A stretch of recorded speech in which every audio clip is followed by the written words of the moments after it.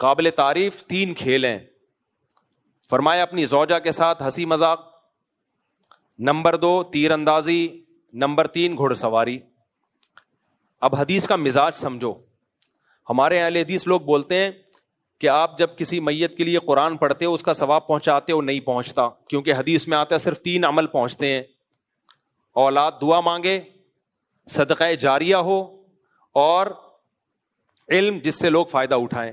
تو وہ کہتے ہیں دیکھو صرف 3 چیزیں ہیں, چوتھی تو کوئی چیز نہیں, تو قرآن تو اس میں داخل ہے نہیں. جو اس طرح کی بات کرتے ہیں نا, وہ نبی صلی اللہ علیہ وسلم کی احادیث اور مزاج نبوت سے واقف نہیں ہوتے.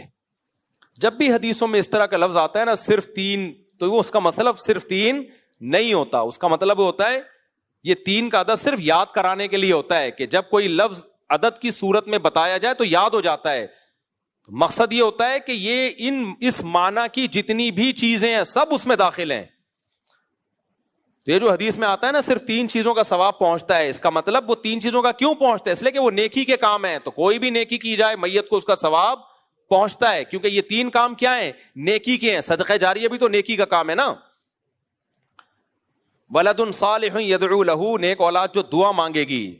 تو جب آپ کوئی عمل کرتے ہو کہ اللہ اس کا ثواب میت کو پہنچ جائے, تو یہ بھی تو دعا ہے, تو دعائیں قبول ہوتی ہیں. اور بھی اس پر دلائل ہے, میں ابھی اس ٹاپک کو نہیں چھیڑ رہا, لیکن میرا بتانے کا مقصد ہے حدیث میں 3 کا مطلب 3 نہیں ہوتا. ورنہ تو بہت ساری حدیثوں کا ایسا مفہوم آئے گا کہ سارے شرعی احکام ہی ختم ہو جائیں گے جو بھی اس معنی میں ہوں گے. جیسے حدیث میں آتا 3 آدمیوں کی طرف اللہ نظر اٹھا کے بھی نہیں دیکھے گا. ان تینوں میں کیا تھی؟ ایک میں جھوٹ اور ایک میں تکبر. تو جہاں بھی تکبر پایا جائے گا, جہاں بھی جھوٹ پایا جائے گا, ان کو بھی نہیں دیکھے گا. خالی وہ 3 تو آپ نے مثال دی ہے. تو ایسے ہی جب حدیث میں آتا ہے کہ 3, کون سی حدیث پیش کر رہا تھا میں؟ ہاں, 3 کھیل کے علاوہ سارے کھیل باطل ہیں, یعنی سب ناجائز ہیں, یا کم از کم مکروہ تو ضرور ہیں, ناپسندیدہ ضرور ہیں. تو اب اس میں تو صرف 3 کھیل بتائے ہیں: گھڑ سواری, تیر اندازی اور زوجہ کے ساتھ ہنسی مذاق, دل لگی. تو مطلب یہ ہے کہ ہر وہ کھیل جس کا کوئی آؤٹ پٹ اچھا ہو. گھڑ سواری کا آؤٹ پٹ کیا ہوتا ہے؟ بہت اچھا ہوتا ہے. تیر اندازی کا آؤٹ پٹ کیا ہے؟ بہت اچھا.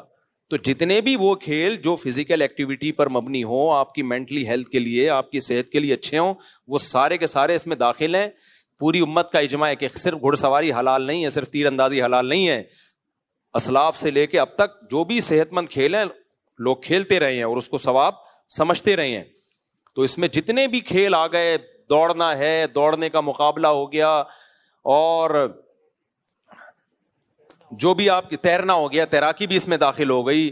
جو بھی, اب یہ تو بہت, یہ جو حکیم محمد سعید تھے نا, 78 سال کی عمر میں روزانہ 1 گھنٹہ لانگ ٹینس کھیلتے تھے. یہ کیا خاندانی صحت رکھی ہوئی تھی, نہیں رکھی ہوئی تھی.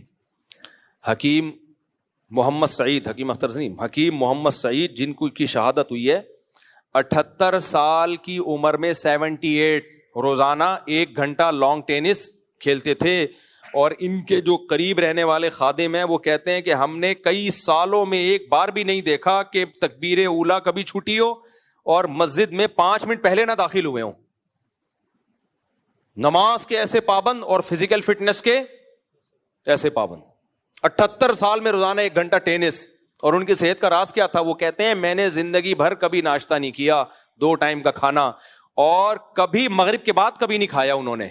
اب یہ ڈاکٹروں سے تحقیق کر لو, مجھے اس کا نہیں پتا, لیکن ان کی بے بات بتا رہا ہوں.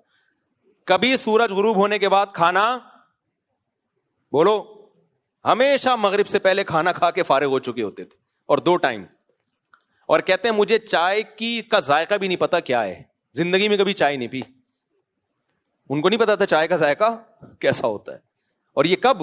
24 سال کی عمر میں جب وہ حکیم بنے نا, تو پھر انہوں نے کہا جو ہم نے پڑھا ہے نا حکمت میں, تو اب سب سے پہلے ان اصولوں کو اپنے اوپر اپلائی کرنا ہے. تو خیر, تو اس لیے نبی صلی اللہ علیہ وسلم نے ان کھیلوں کی بھی تعریف کی جو کیا ہوتے ہیں, جو آپ کی صحت کے لیے اچھے کھیل ہیں. بیوی کا الگ سے تذکرہ اس لیے کر دیا کہ بھائی بیوی کے ساتھ آپ کوئی ایسا کھیل کھیلتے ہو جو ٹائم ویسٹنگ سمجھا جاتا ہے تو عام نارمل حالات میں, لیکن بیگم کے ساتھ کھیلنا وہ ٹائم ویسٹنگ نہیں سمجھا جائے گا. وجہ اس کی ہے کہ تاکہ میاں بیوی کا ریلیشن مضبوط ہو. اب مثال کے طور پر فضول باتیں کر کے ٹائم ویسٹ کرنا یہ اچھا کام ہے یا برا کام ہے؟ برا کام ہے نارملی. لیکن بیگم کے ساتھ یہ برا کام نہیں ہے, کیونکہ بیگم کے ساتھ کام کی باتیں کی پھڈا لازمی ہوگا. جتنی بھی میٹنگ ہے نا دوستوں کے ساتھ کرو, باس کے ساتھ کرو, میٹنگ شروع ہوگی ایک اچھے نتیجے پہ ختم ہو جائے گی. بیگم کے ساتھ کسی ٹاپک پہ کام کی بات شروع کر دی آپ نے تو پھر دیکھو چمچے اور کفگیر برسیں گے. تو بیگم کے ساتھ فالتو باتیں ہی کرنی ہیں, ادھر ادھر کی پھینکتے رہو بیٹھ کے, وہ بھی پھینکتی رہے اب بھی پھینکتے رہو. وجہ کیا ہے بھائی؟ ان کا رشتہ ایسا ہے کہ اللہ چاہتے ہیں تم ٹائم گزارو بھائی آپس میں کسی بھی طرح سے. لوگ مجھے بتاتے ہیں کہ مفتی صاحب ہم جب گھر جاتے ہیں بیگم سے کیا بات کریں, تو ہم کوئی ولاگ دیکھنا شروع کر دیتے ہیں, کسی کے کوئی پرینک دیکھنا شروع کر دیتے ہیں, جائز ہے یا نہیں ہے. تو میں کہتا ہوں میں بھی یہی دیکھ رہا ہوتا ہوں گھر والوں کے ساتھ بیٹھ پرینک دیکھ رہا ہوتا ہوں یہ. ہاں اس میں بے حیائی نہ ہو.